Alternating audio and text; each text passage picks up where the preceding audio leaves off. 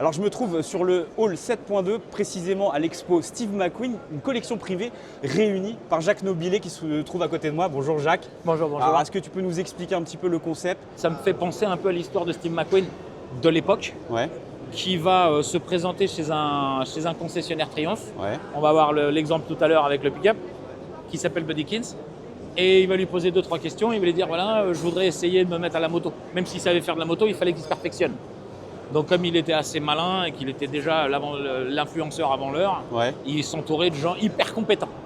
Il avait cette raison-là, puis il était appuyé par sa notoriété. Donc évidemment, vous avez Steve McQueen, vous êtes concessionnaire Triumph, et qu'il y a Steve McQueen qui rentre dans le garage et qui dit bonjour, je voudrais acheter une moto, je voudrais me perfectionner. Forcément, ça pèse. Bah oui. Et donc moi, j'ai un peu cette même relation avec le propriétaire de cette collection qui vient me voir il y a 20 ans. Il n'a pas la notoriété de Steve McQueen, mais l'idée, je la trouve belle, je la trouve intéressante. Il me dit ouais, ça m'intéresserait de faire une petite collection. Évidemment, quand on commence la petite collection, on commence avec une voiture, 2 voitures, une moto. Et puis au fur et à mesure des années, le résultat, il est là. Bah oui. Elles ne sont pas toutes là. Il y a encore plus de voitures, plus de motos.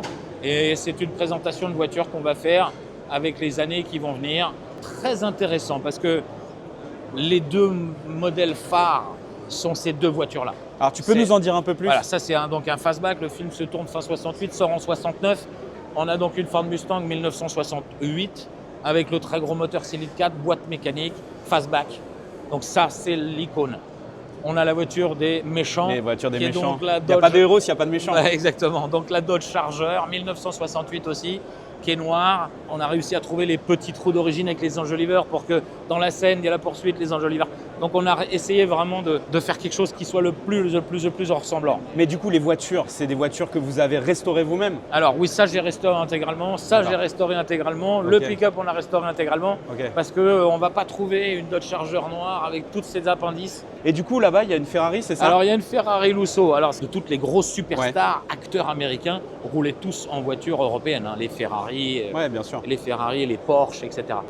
L'idée que cette 1250 Lusso, il y a une photo qui est iconique.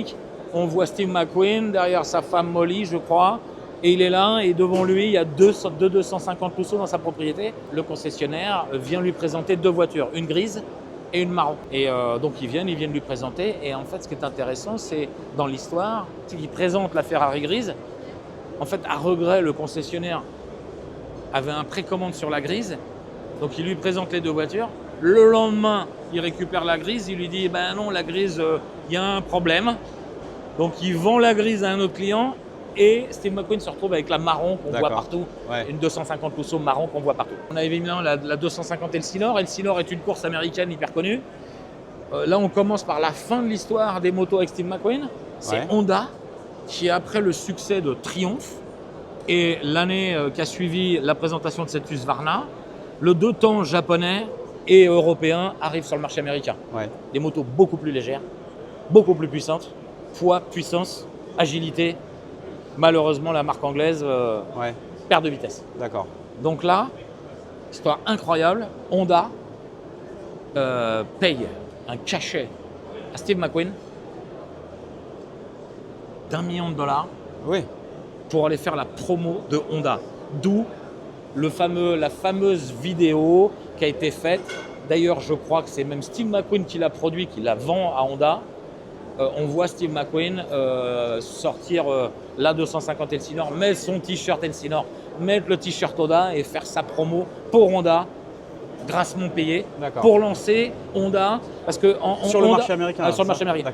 C'est la toute fin des motos anglaises, ça, en trial et en cross.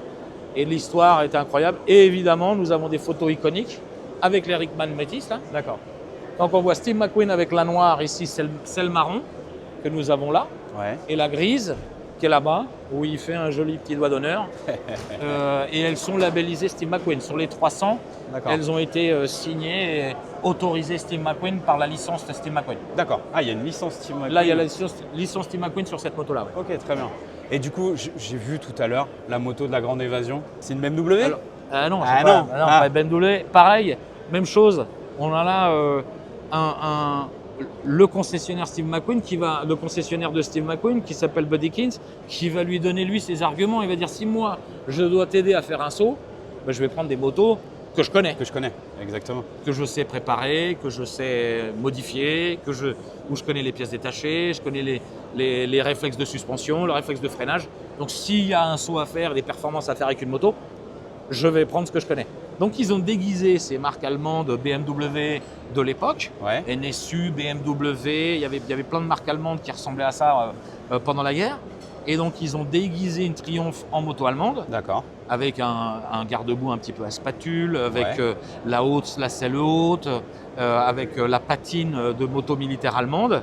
Mais derrière ça, si on regarde techniquement parlant, vous avez le pignon de la chaîne comme sur un vélo, vous regardez le diamètre de ça et le diamètre de celle-ci. Oui, Eh ben, effectivement. ça vous permet de faire un saut D'accord. avec toute puissance. Ok. Comme le vélo. Qui a sauté? Alors, qui a sauté, c'est son cascadeur, D'accord. concessionnaire et ami qui s'appelait Bodykins. D'accord. Et cette amitié, elle est vraiment née comme ça par Elle hasard? est Il née- voulait acheter une moto? Ah oui, il est arrivé chez Bodykins. D'accord. Ils sont très très bien. Il était fidèle en amitié quand. J'ai une question. Oui. Est-ce que aujourd'hui, enfin pas aujourd'hui forcément, mais dans le cinéma français, est-ce qu'il y aurait un acteur un peu équivalent, Steve McQueen, amoureux des voitures, amoureux des motos, de la mécanique, et qui Oui, vaudrait on a- le coup de refaire une... Aujourd'hui, Pio Marmaille, je trouve que c'est quelqu'un qui colle bien à ça, parce qu'en plus, Pio Marmaille, il a un magasin de motos, il Ouais. sait fabriquer des motos. Dans les chanteurs, il y a Florian Pagny, mais il n'est pas trop voiture, il est plus moto, il a fait des gros investissements dans une marque de moto. Mais Pio Marmaille, ouais, c'est quelqu'un qui colle bien. Et puis dans les années 80, forcément, il y avait le Mondo. Hein. On Ouais. peut pas, ça, on Ouais, peut pas le rater. Delon était un peu plus chic. Il utilisait beaucoup de voitures, passionné de voitures. Il avait beaucoup de voitures Johnny italiennes. aussi? Johnny, évidemment. Eh oui. Johnny Hallyday, il a fait toutes les courses iconiques. Bon, en tout cas, merci Jacques pour ce témoignage, ce petit tour d'horizon.